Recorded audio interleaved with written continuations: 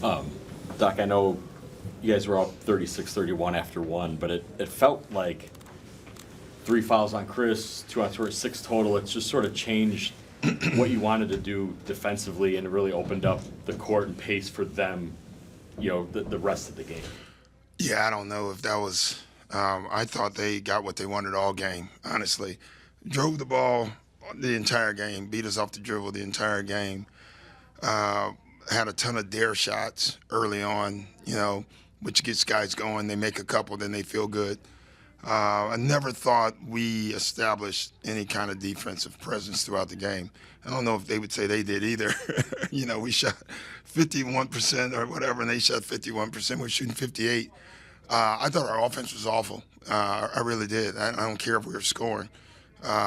We didn't have the beautiful ball movement, next pass, hitting the open guy the entire night. We just didn't. The ball stuck all night. Play a lot of iso ball, and we're good enough on certain nights to get away with that. But when you do that and don't defend and they live on the foul line, it's gonna be a hard game to win. So it was a disappointing game. That doesn't mean we'd have won, but I know we're better. I know we played better than that.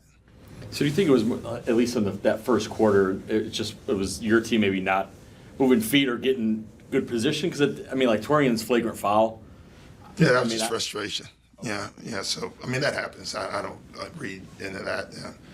Him and the guy, people get into it, human nature, and he decided to take one. Okay, so even like trying to be physical or be big defensively, you don't think that?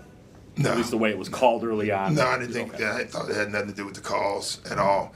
I would love to blame Scott, just so I could blame him. But he was fantastic. I thought the refereeing they established exactly how the game was going to be played.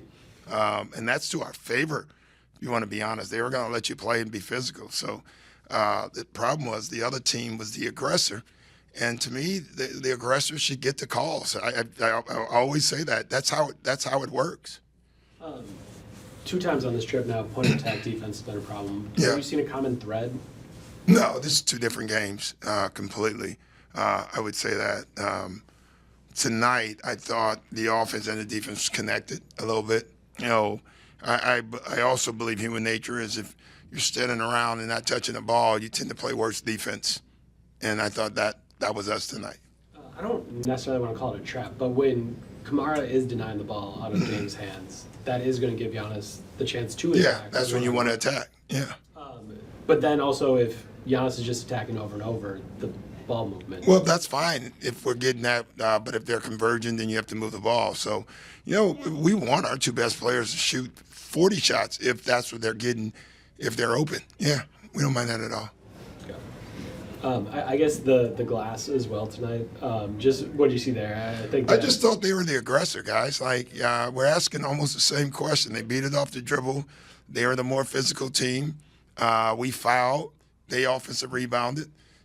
Everything that goes to who the aggressor, they got to the foul line. Every category leaned their way. We played last night. They seemed fresh.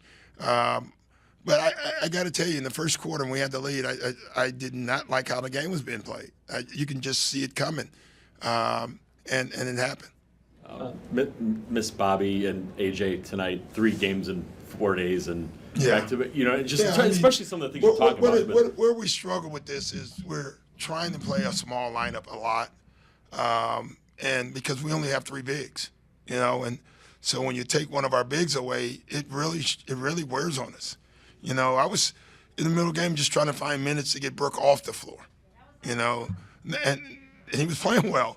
But the guy's 37 years old, and I'm trying to figure out a way of getting him off the floor. He'll tell you, I'm fine, but, it's just too many minutes. And so, that's what happens when, we have 3 bigs, and when one of them is missing, it definitely stretches us. But we knew this coming out.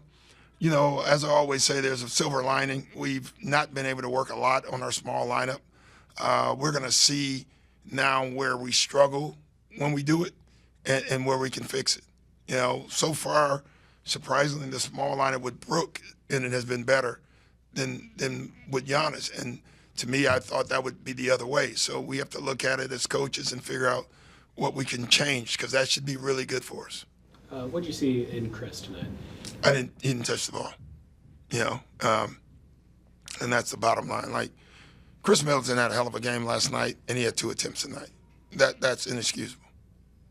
Yeah, we mentioned all those challenges. Obviously, it's a consistent game for Giannis, but when's the night, like the other team was very offensive and this challenging comes, what's your further expectation on the youngers and other players like Andrew? Yeah, they're playing well. I mean, overall, our young guys are coming on. Dre, I thought, the plus minus wasn't in his favor, but I thought he stood out as the guy playing the hardest. Just plays with his heart every night, and he's going to make some mistakes, and we live with that. Ryan, the same thing. So our young guys are really improving for us, and we're going to need them. Thanks, Don. Thanks, guys.